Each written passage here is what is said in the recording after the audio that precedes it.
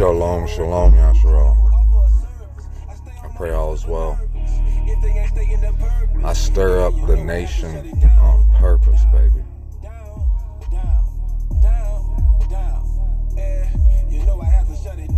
Because you know what stirs these nationalists up? It's not Mr. T, number 45, or Barack.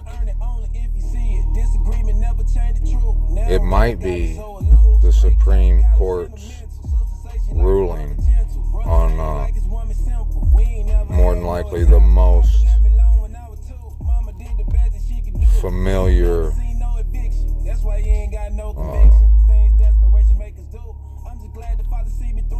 decision ever made.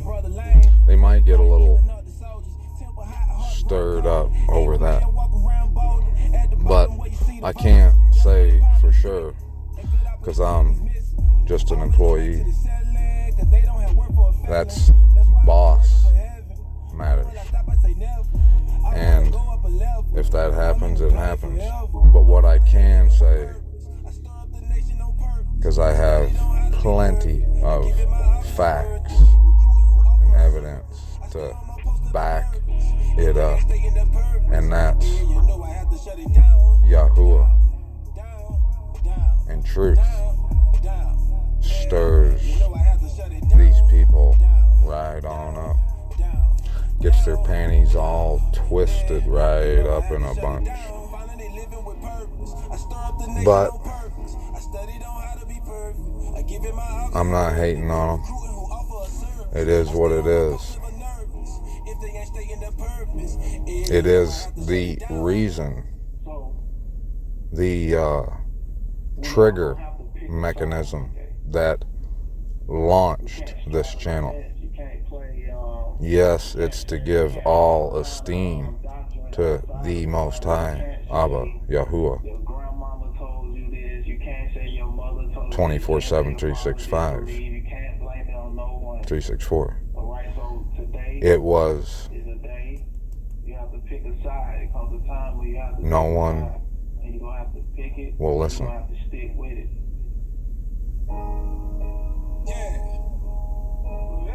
And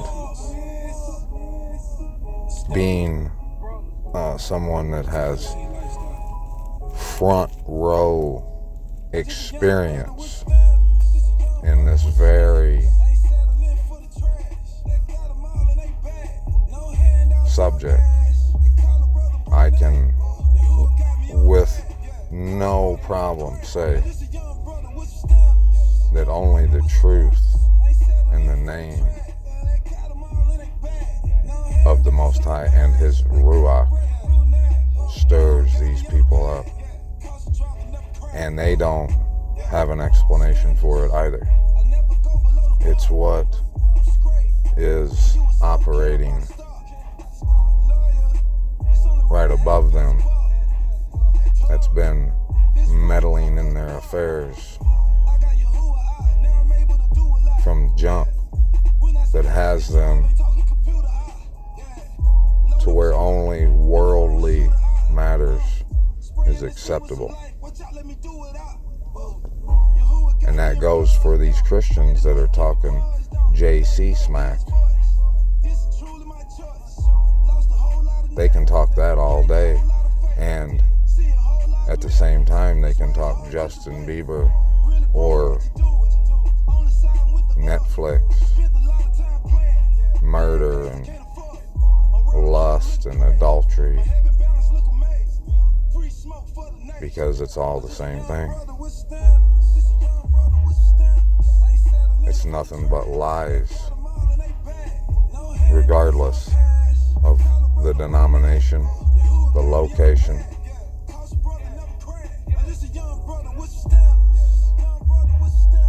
or the faculty.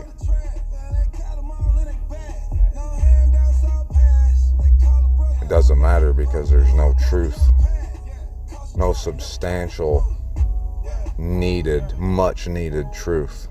You know, when I was a teenager growing up and going through school, looking back, I realized that there wasn't much they taught me. They spent rigorous amounts of time and energy trying to teach me what they wanted to teach me.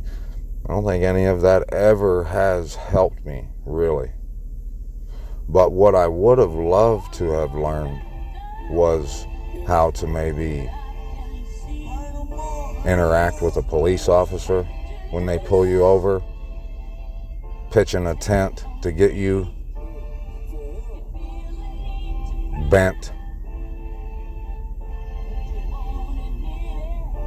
If somebody would have said, hey, when they say you have the right to remain silent, anything you say can and will be held against you in the court of law, I would have loved for someone to schooled me on that. They wouldn't have had to spend nowhere near the amount of whatever to get me to understand that valuable little piece of truth that all people should know. The no-fap stuff that I talked about in my no-fap video, I would have loved for someone, anyone, to teach me that stuff. Did it feel weird teaching my son that? Yes. But it's everything I think about that wasn't afforded to me by those in charge, per se. But obviously, all praise to the Most High, the only one that's actually in charge. I'm here, and I guess I had to learn what I learned for a reason. But that's what I came to talk about tonight. We're going to go back and read a little bit of 74, Psalm 74, and you'll see how it's all just like always. Every day, every minute, everything is fit tightly into place. It's perfect place. All orchestrated by the Most High. And all of it is for His will and His good purpose. I used to blame myself for a lot of the bad stuff that was happening to me. I blamed other people, all kinds of things and places and people.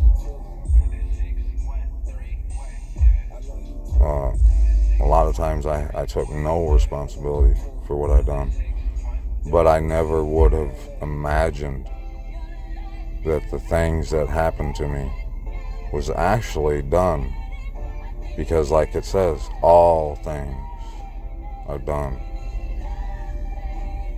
for His good pleasure and His purpose. All things. Just like Job.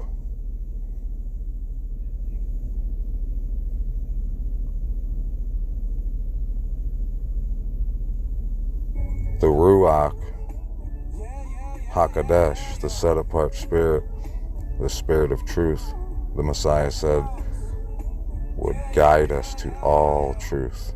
The helper, right? What's the objective? Read, understand, digest, apply the word of the Most High to your life.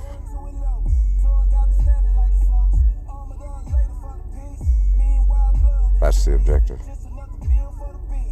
The beginning of wisdom is the fear of the Most High.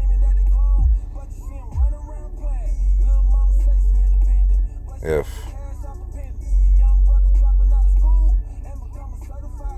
we know the objective is just what I stated, then a helper, the helper, would be helping us in our objective. And obviously, that's the case. Unforgivable. Why would that be? Because that's his. Is that the case? Because if we're talking to Christians and they pray to the Father, the Son, and the Holy Ghost, is it because the Holy Ghost is the Father's best buddy? And if you can say whatever you want about the Messiah, him, and be forgiven, but you cannot blaspheme the set-apart Spirit. Why would that be? Common sense. If I know you're going to be taken out and not to lunch tomorrow at 2 p.m. and I drop what I'm doing, I risk getting fired, my life, my loved ones, to warn you that at such and such time I've been given information that you will be no more. If you don't take that advice and you willingly defy the advice and walk to the very spot you had been warned not to go to at the time you'd been warned to not appear in that place, if you get killed, it's no one's fault but your own, and you begged for it. And I risked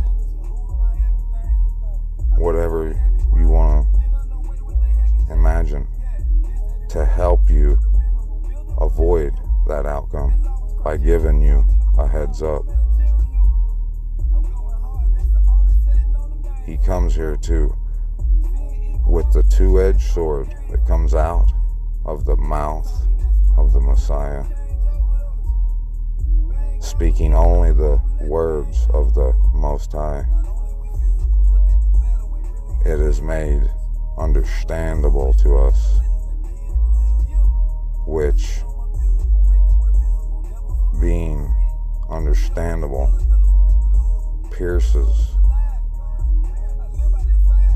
the bone, slices right down to the marrow.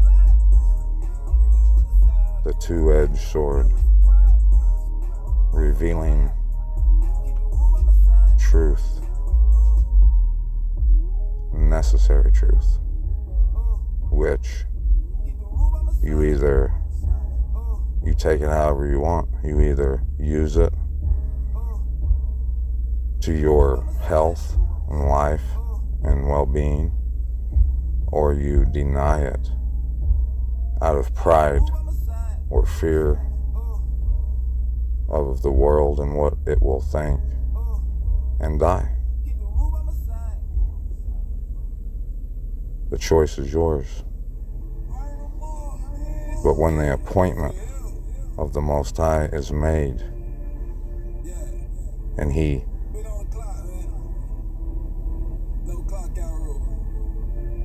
goes through great lengths to get you life-saving information, and you deny it boldly and willingly because you are a prideful asshole, well, your consequence will be understandable to most. But to those who use true understanding, to those people, there'll be no mistaking the reason for your demise. And the bold, prideful disrespect will be evident, and it'll be your eternal coffin. And that is the truth that's only found in the words of the Most High. Let's read this 74. Let's start to pick through it using our understanding, dissecting it, always in context. But if you're like me, you're here with your bib on, knife and fork in hand.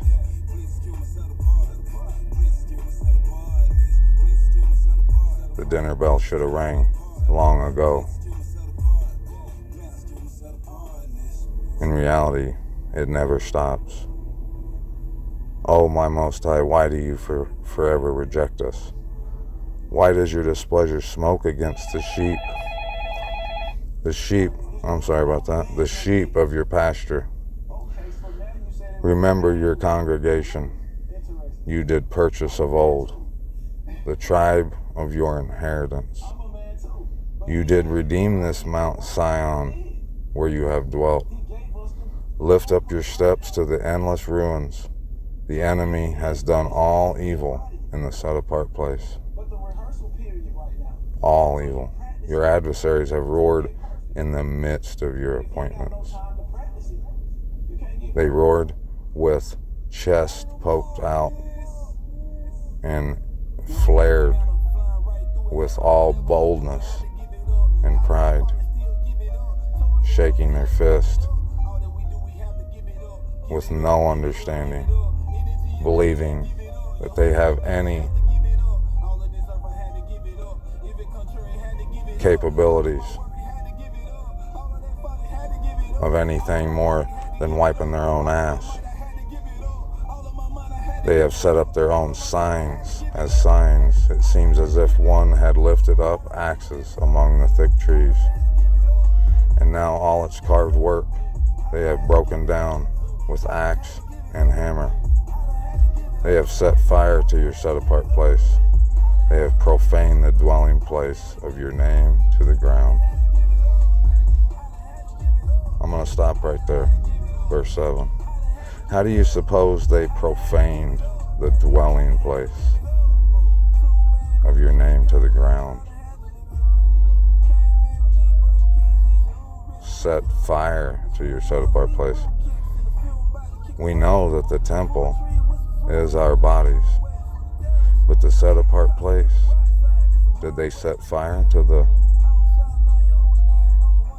human body?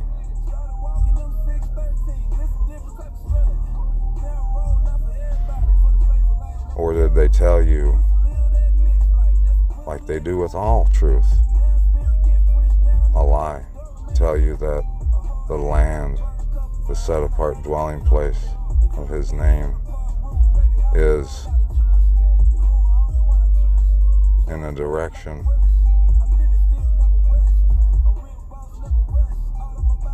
a geographical location that is maybe not complete opposite, polar opposite, but it is completely different and largely noticeable.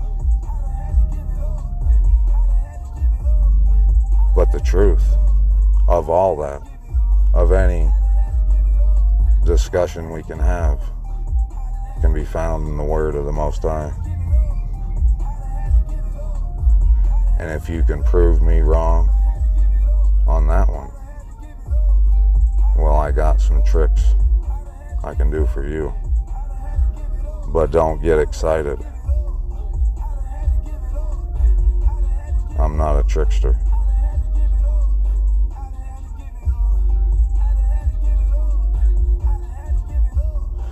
You know, the only one thing that I can attribute my tightness with Abba with, the only one thing I can give,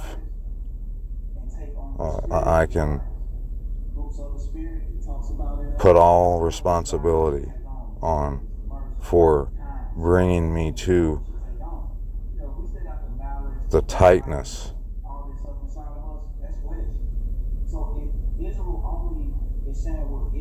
that I experience with my Abba, Yahuwah, is the baby steps out of Babylon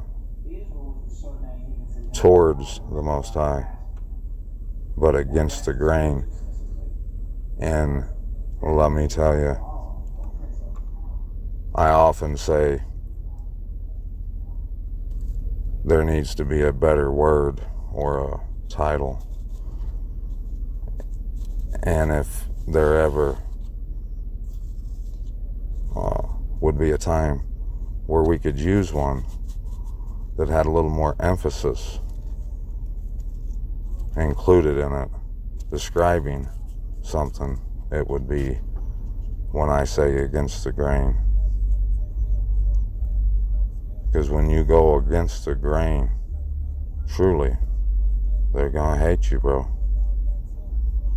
I'm talking murderous, blood-sucking vampire. Fangs out. Which is all part of that consuming fire. That threshing that we go through.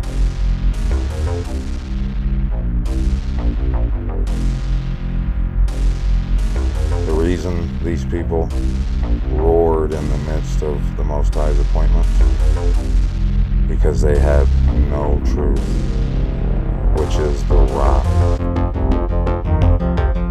that a wise man builds his house upon.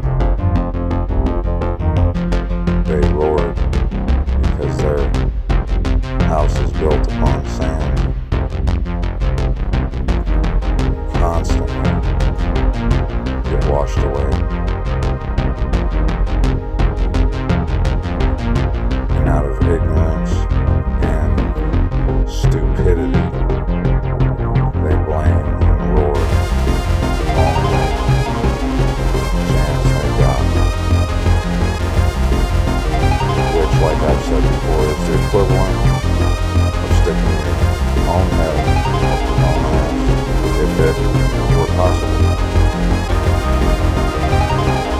What they do shouldn't be possible. But the truth is,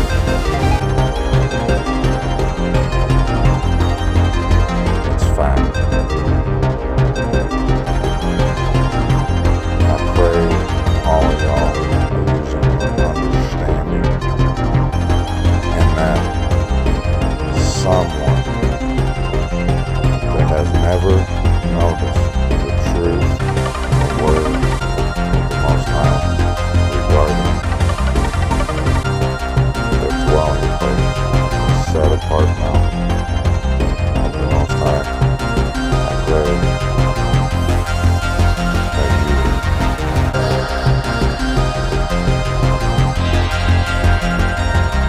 I'm alone, see where those gates are. Because right now, the way it looks, I'm like the only one I know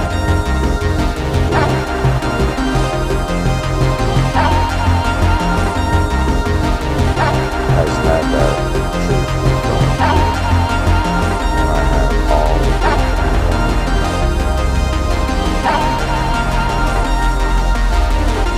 But it takes a mind to understand.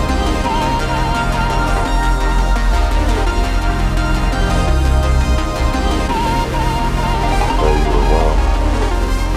Pray that you are thoroughly satisfied with the word coming from the mouth of Abba Yahuwah, the Most High, our wonderful Creator.